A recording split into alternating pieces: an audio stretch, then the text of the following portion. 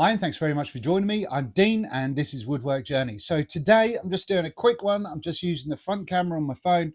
It's a bit nippy out here today, and I just wanted to do a quick video because the back's not doing too clever. So I can't do the reviews that I'm hoping to do fairly shortly, but they are coming. They are coming.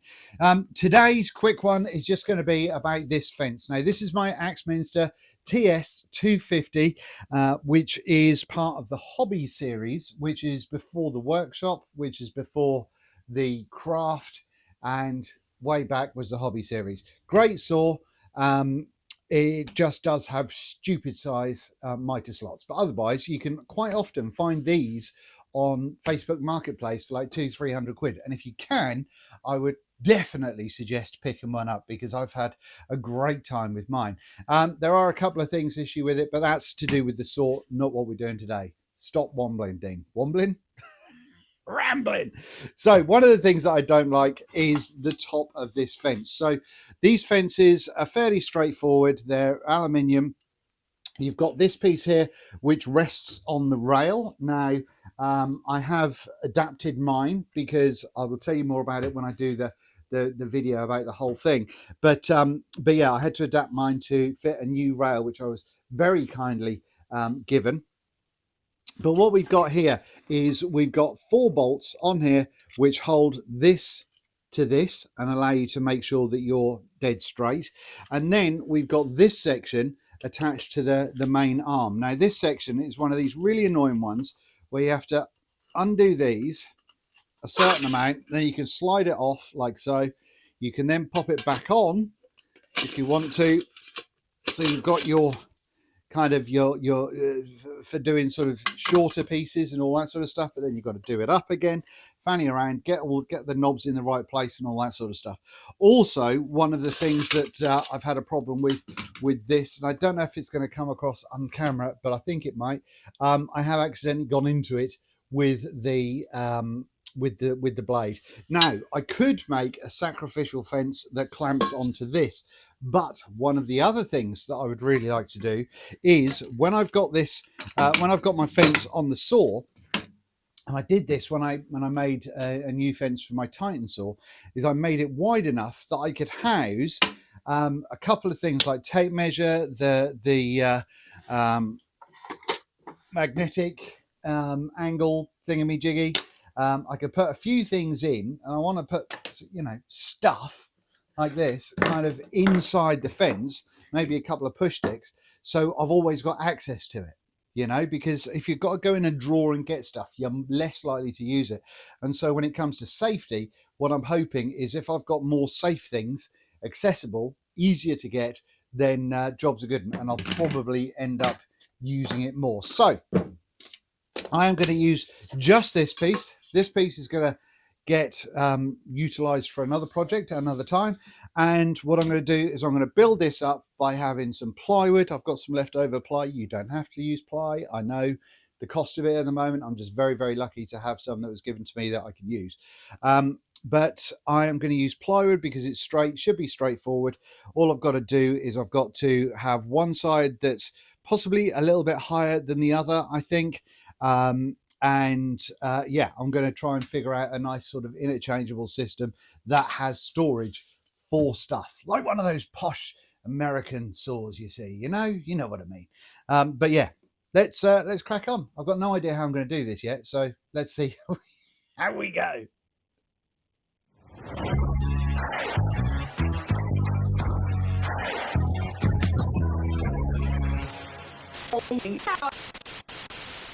So I do quite like the height of this part of the aluminium section of the fence. So I think we're probably going to kind of duplicate that height more or less. So that's about 3.5 inches, something along those lines. So actually I might go 4 inches high, and just keep things nice and easy that way. I've got to open the doors because this piece of ply is too long for my workshop. As for the length, relatively happy with how long that is as well. So yeah, I'll make it just a hair longer, nice and even 2 foot. Alrighty, now the way I've made my bench is I know that from this side of the blade to that kind of line there, that is 2 feet. So I can get my freshly cut bit of 4-inch long wood. I can line it up against the line in my bench, turn on my dust, and away we go. Unless I'm putting stuff in that way, this gap isn't wide enough, and I want to put stuff in that way. So I've got to make it possibly another 18mm wider. So I could use either another piece of this 18mm ply, which seems somewhat of a waste, or I could probably use some kind of spacer like this one. Pop that in there. Bosh. Oh, look at that. That's perfect. And then everything else will fit in there like so. And I've got push sticks and all manner of things. Even some, oh, I'm caught up. Even some larger push sticks, almost. One thing that I'm going to have to try and think about is, do I want to make this somehow adjustable so I can like put shims in or something to, you know, tilt it if needs be. Right, so this is the piece that I'm going to use as a spacer. I'm getting economical, so I only want to use the height of this. No, because I'm going to put this on top of it. So I need that height. That's what I need. Now I need to measure the exact width of this fence. Blade was a little high there. I could have had that a bit lower for extra safety, but never mind. Right, so hopefully that will go there. That will go there, like so. It's not a super straight edge cut there. That will go there. That will go there. Then we've got space to put the little thingamajig, and then we've got space to put other bits and bobs and what have you as well. And I've just got to extend this section out to cover up the end a little bit. I mean, essentially, as long as I'm past the blade, I suppose I don't really need to go, you know, overly long. Right, so what I'm going to do is I'm going to pop a clamp on this end, because at the end of the day, we're building it around this middle piece of aluminium. So I'm just snugging that up so that's not going anywhere. We'll do the same in the middle. Now, once again, I am very lucky to be able to be using birch ply for this, and it's helping me make sure that we're all nice and straight. So if we're straight here, we're straight here. We should be pretty solid on the other end, because I need to measure it to see how I'm going to support it at the end. So that 59.34, and there. Oh. Yeah, 59.39. So that is pretty sweet. So if I go 59.5, then I'll pop a little piece in there. Job's a good one. Nice and snug. Good. Happy days. Right, just extend this piece a little bit. And that's how we're looking with regards to the sort of extended fence situation. Okay, so what I'm going to do here is I'm just going to measure roughly where the center is. It's about there. It's going to be the same all the way along. So bosh, bosh, bosh, bosh. Offsetting them on this side. Same principle though. I'm going to put a punch in them just to make it easier when guiding the drill bit. Now, because we've got the spacer on this side as well, I can have a longer screw, or I need a longer screw than I need on that side. But we'll see what I've got to depend on what I'm going to use. Okay, so now I'm going to try and drill these holes. I'm also going to run over them with this countersink bit. I really like these bits, but I am going to have to get the next size up. This is the 2 to 5 mil, and I think I need a 5 to 10. But yeah, if anyone's got another one of these Erbauer drills that they don't use, it really annoys me having to change them over. So I could leave one of these in another drill. So if anyone's got one, do let me know. I haven't got any money, but you know, let me know.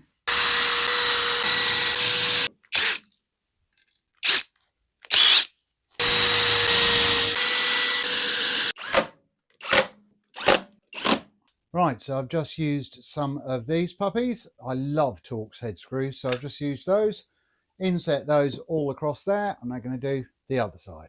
Changing out to the drill bit again. Countersink them.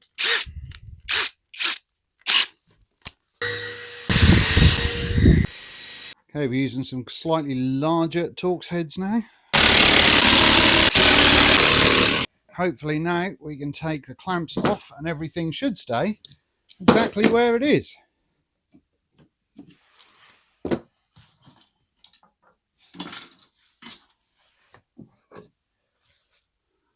Boom, just like that. Right, so here's my plan. I don't have any long bolts, but I do have some threaded bar. So what I'm thinking is if I have some threaded bar, I haven't got anything with the top on it, so I could epoxy the nut onto the end of that, cut a slot for that to be a screwdriver affair. I can then have that inset into there and use one of these puppies like that. You get me? So in fact, it may be better the other way around. So that goes into there. And that will go into there, and I can recess it so that happens. I think that should work. This idea from Rag and Bone Brown to put a sort of a metalworking vise on top of a bit of wood so that can go in your clamp, oops, excuse me, is genius. Genius, I tell you. Hacksaw time. Okay, what I'm going to do now is just get a file on that end, just tidy up the thread a little bit. And then a little pro tip, if you are cutting threaded bar, wind a nut in from the other side of the one that you've just cut and just make sure that it comes off nice and smoothly. And so that just helps any kind of threads that are folded over a little bit. Back and forth like that. Just like that. Yep, and we're golden. Right, so get some of this 5-minute epoxy around the top of the threads here. I've just realised that if this is solid enough, I don't need to really cut ahead into these. I can just use a socket to sort it out, you know? I know what I mean. I'll show you in a second. Right, I'm going to have them just protruding a tiny bit. Epoxy over the top. Pro tip, when you're waiting for stuff to dry, if you've got any of the same stuff you've just mixed up, so in this case epoxy, leave it there. When that's dry, that should be dry, in theory. Right, so while that epoxy's drying, I need to make sure that I can drill all the way through and make sure it's dead straight. Now, I'm fairly confident I'm not capable of doing that with the hand drill, so I'm going to have to put this on the bench drill or on the pillar drill, but I am going to say that about there and there will be good places to get it all through. So as long as I keep it all together,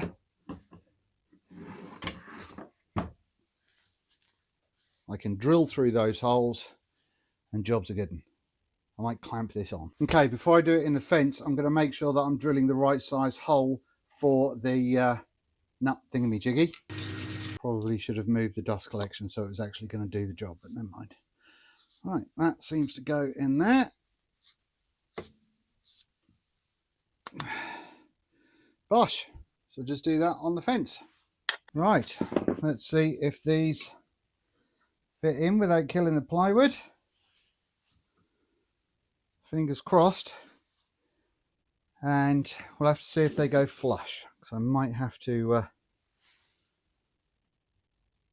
Yeah, I might have to recess them a little bit. We'll have to see. It's not too bad. Right. So that should go on there like that. Those things that I just screwed in went a little bit too far. Bugger. Might be able to see that this is ever so slightly poking out. So I need to try and stop that. Lovely old job. Right, that fits just fine. Now let's see if our epoxy nuts have sorted themselves out. As long as I don't wrench down on these too much, we can probably get them in place and then let them cure overnight, you know? Okay, so I've got a 13mm small socket going on there. That is the epoxy thing. Like I say, it'll cure overnight, but I'm hoping that we'll be able to get it through all the way. Oh, once we find where the holes are. Okay, that's in there pretty well. But what I didn't take into account is because I recessed these holes, they poke out on the other side. So I'm just going to have to trim those down. If anyone's got an Erbauer cordless grinder they don't want with the EXT battery platform, let me know about that as well, because this is a bit mental. Bang a washer on there first. Now it's trimmed down. Get it bitten. Boom. That is on there good and solid now. Right, so if I use this MDF as the main bit that goes over the front of that, that's the absolute sacrificial piece, so I can just change that out when it's knackered. But what I can do, if I put a screw in top and bottom, there, and there, and there, so I've got 6 screws in, I can shim them between that and the thing to make sure that we stay straight, because we've got, that's not too bad. It might be okay. We'll have to see how it goes when I screw it in. So what I've done here is I've countersunk some holes and then drilled all the way through with holes that are about the same size as the screws that I'm using, because I don't want the screws to have to purchase onto this sacrificial piece. I've got 2 playing cards in front of the thingy fence. We're then going to pop that just on there like so, and then I'm going to pop a clamp on and drill some holes.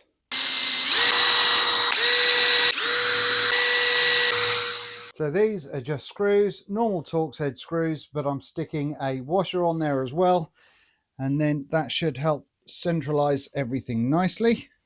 Wang those through the holes, and then when this sacrificial fence is stuffed, then I can use these holes as a template for the next one.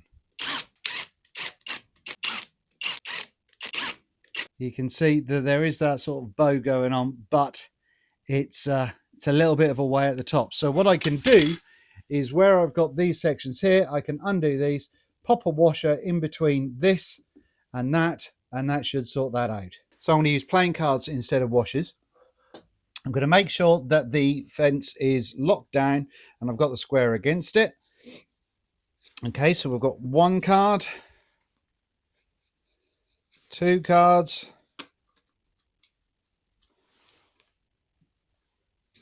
3 is kind of about it. So once they're squashed, I think if I put 3 cards in around about there, then that should be all nice and straight. Ideally, you would use regular screws rather than Torx, because you've got to be super careful with your impact driver that you don't thread things.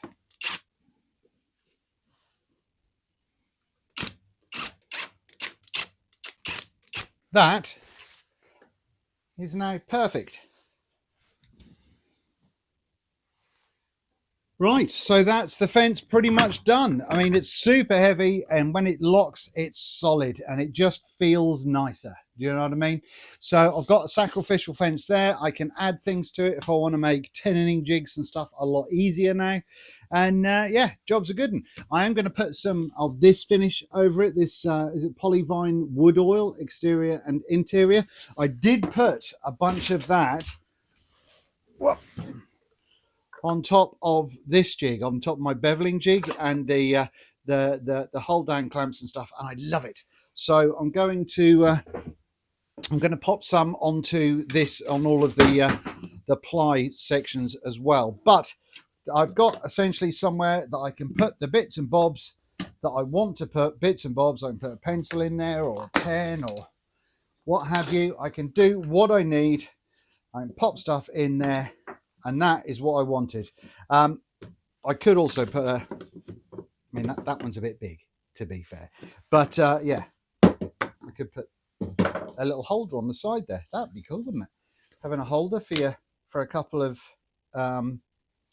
push sticks, so you just pop them in there, do it, back in the holder. Might do that later, but yeah, now I've got this, I can now have plenty of options of figuring out what to do with it. Right, I'm quickly going to throw a round over. I've got a round over bit in my router.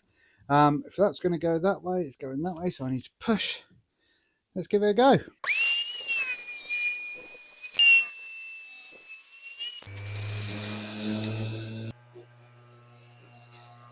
So like I said, I'm going to use this wood oil from Polyvine because it offers a nice solid amount of protection, as well as giving it a nice protective finish as well. Obviously, I don't need to put any on the side that has the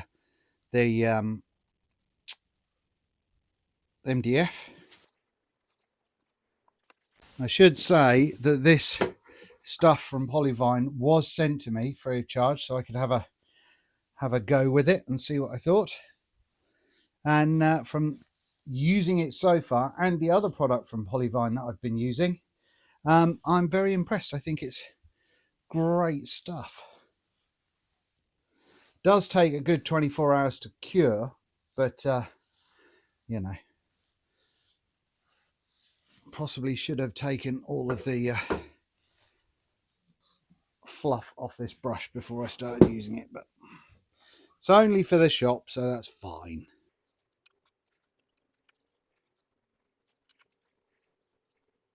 It's good and thick, this stuff.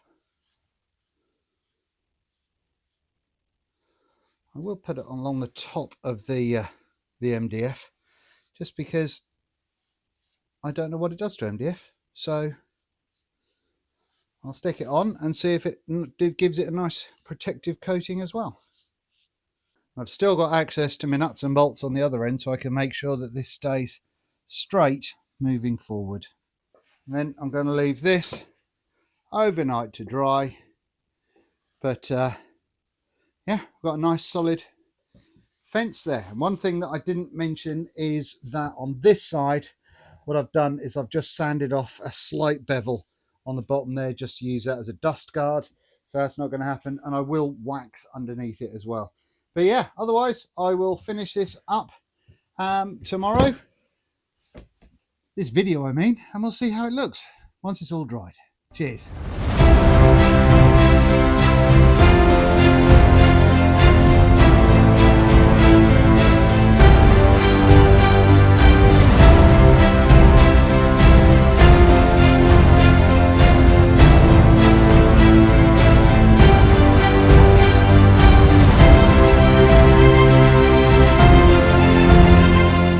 And that, my fine feathered friends, is that. That is a beast of a fence. I've just got to sort out a little lump I've got there, but that's nothing to do with the fence.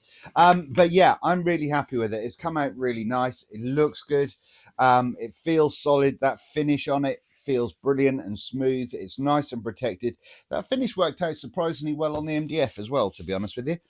Was it necessary? No, absolutely it wasn't. I could have got away with the fence as it was. However, for me, just having things like this accessible makes my life a little bit easier. Having like a tape measure, a pen and pencil, a square, whatever, it helps me massively. And so for me, it's been a worthwhile fix. I hope you've enjoyed the process of going through it with me and seeing my kind of haphazard way of doing things.